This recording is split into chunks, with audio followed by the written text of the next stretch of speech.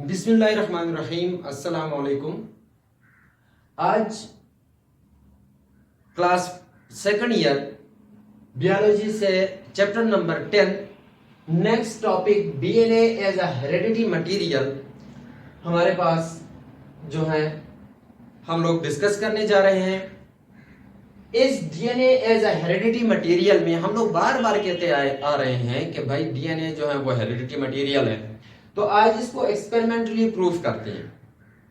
कुछ एक्सपेरिमेंट की गए DNA as a heredity material इस बात पर, तो इनका जो रिजल्ट था वो क्या निकला वो हम लोग आज डिस्कस करने जा रहे हैं। तो सबसे पहले जो इंसान था वो हमारे पास था एक बैक्टीरियोलॉजिस्ट, फ्रेडरिक ग्रिफिथ उसका नाम था। अब ये जो फ्रेडरिक ग्रिफिथ था इसने सीरीज ऑफ एक्सपेरिमेंट कंडक्ट किए on a bacteria known as streptococcus pneumoniae. Streptococcus pneumoniae bacteria के ऊपर इस बंदे ने क्या किया, एक्सपेरिमेंट किया बाय यूजिंग अ माउस और स्ट्रेप्टोकोकस बैक्टीरिया, दो बैक्टीरिया को यूज करते हुए इसने एक एक्सपेरिमेंट किया। उस एक्सपेरिमेंट में बाद में कुछ और साइंटिस्ट आए जिन्होंने ये एक्सपेरिमेंट दोबारा दोहराया।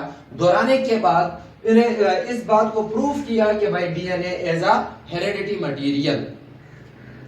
अब एक और बात याद रखो कि ये जो बंदा था ये बैक्टीरियोलॉजिस्ट था, ये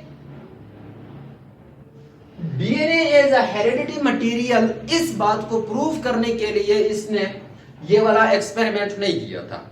फिर देखें, he was not trying to determine DNA as a heredity unit, but rather trying to develop vaccine against the pneumonia. नमूनिया की बीमारी के खिलाफ वो एक वैक्सीन तैयार करना चाहता था।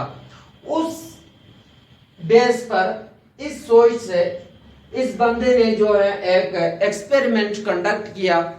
उस एक्सपेरिमेंट में बाद में जो रिजल्ट इसके सामने आया वो बहुत ही इंटरेस्टिंग और एक शॉक्ड रिजल्ट था। अब ये जो फ्रेडरिक ग्रिफिथ ने जो बैक्टीरिया यूज किए थे वो दो तरह के बैक्टीरिया यूज किए थे। स्ट्रेप्टोकोकस बैक्टीरिया यूज किया, लेकिन स्ट्रेप्टोकोकस में दो तरह के बैक्टीरिया, एक जो है वो हमारे पास R type bacteria, R type bacteria को इसने यूज किया। दूसरा जो है वो हमारे पास एस टाइप बैक्टीरिया को यूज किया। आर टाइप बैक्टीरिया जो है वो हमारे पास non capsulated means no capsule is present. Bacteria के ऊपर एक कवरिंग होती है, प्रोटेक्टिव कवरिंग, जिसे हम लोग नाम देते हैं कैप्सूल का। तो आर टाइप बैक्टीरिया में कैप्सूल नहीं था, जबकि S type bacteria smooth type, S smooth और आर रफ टाइप, इनकी सरफेस जो है रफ थी इसलिए आर टाइप, और यहां पर surface because of the presence of capsule smooth थी, ठीक है ना, तो एस टाइप। यहां पर जो आर टाइप बैक्टीरिया है उसके ऊपर कैप्सूल नहीं था, मींस के ये नॉन वायरुलेंट। अब कैप्सूल नहीं है तो नॉन वायरुलेंट, फिर यहां पर कैप्सूल है तो वायरुलेंट। भाई ये कैप्सूल वाले और नॉन कैप्सूल वाले जो बैक्टीरिया है इनको क्यों यूज किया, कैप्सूल की क्या जरूरत थी? तो इसके लिए the capsule of bacteria protect the bacteria from immune system of mouse.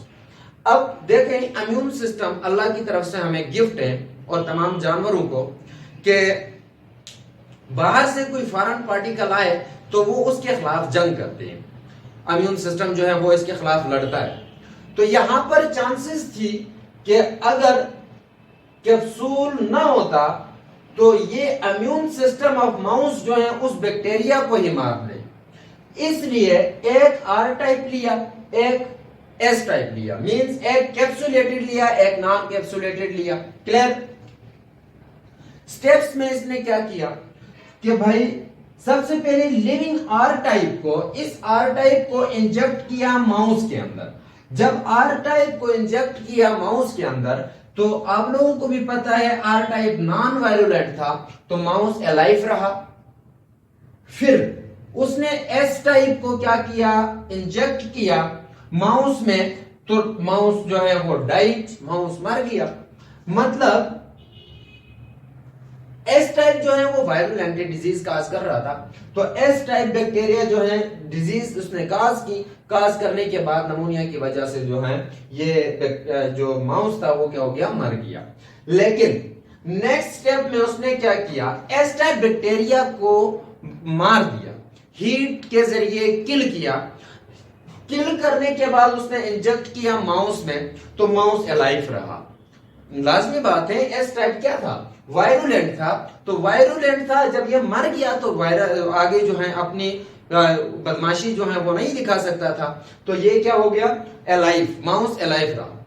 फिर उसने कॉम्बिनेशन की, उसने क्या किया, एक आर टाइप लिया जो पहले लिया था, और दूसरा ये वाला heat killed S type bacteria जो है ये लिया।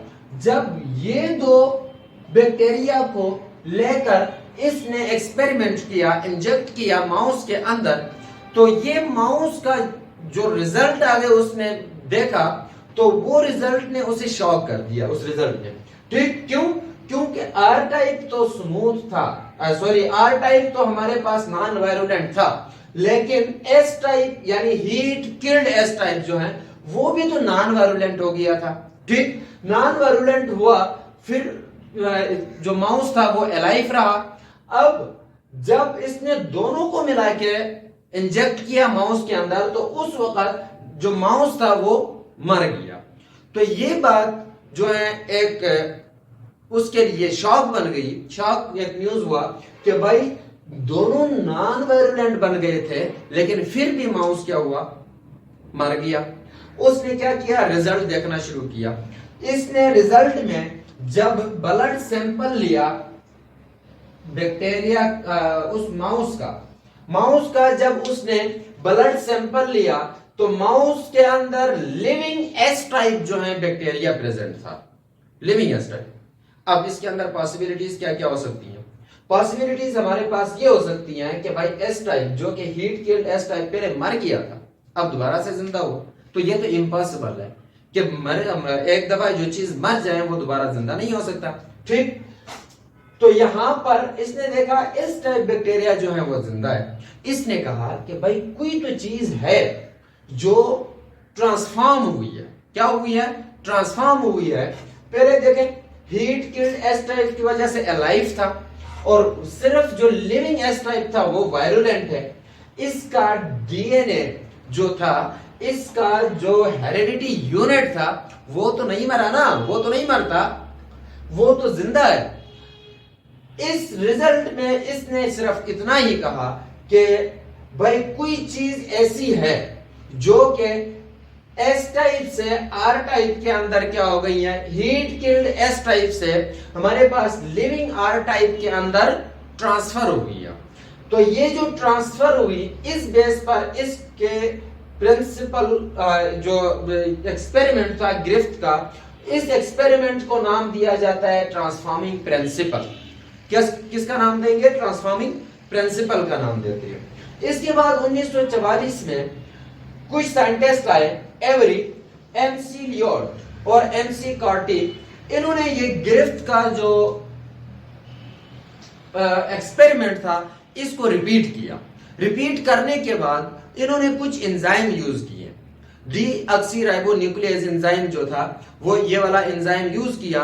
यूज करने के बाद ये एक्सपेरिमेंट रिपीट की। रिपीट करने के बाद जब रिजल्ट उनके सामने आया, तो इन्होंने कहा कि भाई यहां पर जो आर टाइप से, लिविंग आर टाइप से हीट किल्ड एस टाइप के अंदर ग्रिफ्थ ने कहा था कि कोई चीज ट्रांसफर हुई है, वो बात ये थी कि जो चीज ट्रांसफर हुई थी वो थी डीएनए।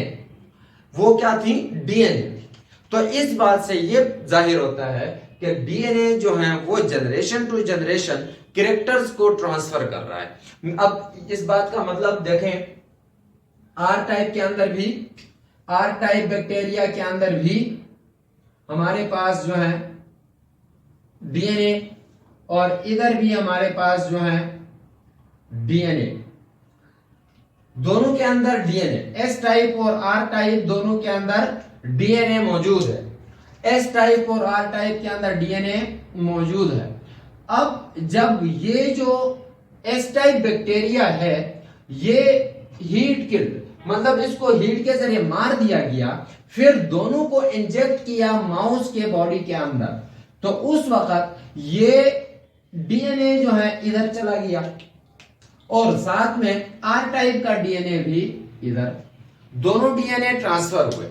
जब डीएनए ट्रांसफर हुआ तो यहां पर आर टाइप और एस टाइप दोनों का है। एस टाइप क्या है? वायरुलेंट है। वायरुलेंट ने क्या किया? डिजीज काज की और माउस जो था वो क्या हो गया? डाइट, माउस जो है वो मर गया।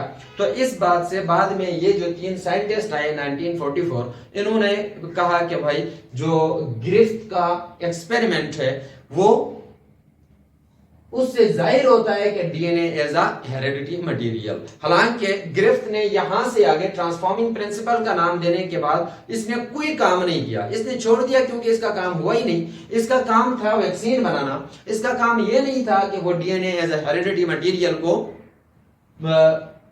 प्रूव करे। क्लियर? तो यहां तक हमारे पास जो था ग्रिफ्थ एक्सपेरिमेंट। नेक्स्ट इंशाल्लाह हम लोग हार्शी एंड चेज एक्सपेरिमेंट जो है, इसके अलावा 1-2 और एक्सपेरिमेंट जो है वो हम लोग डिस्कस करेंगे। तो आज के लिए इजाजत चाहूंगा। अस्सलाम वालेकुम।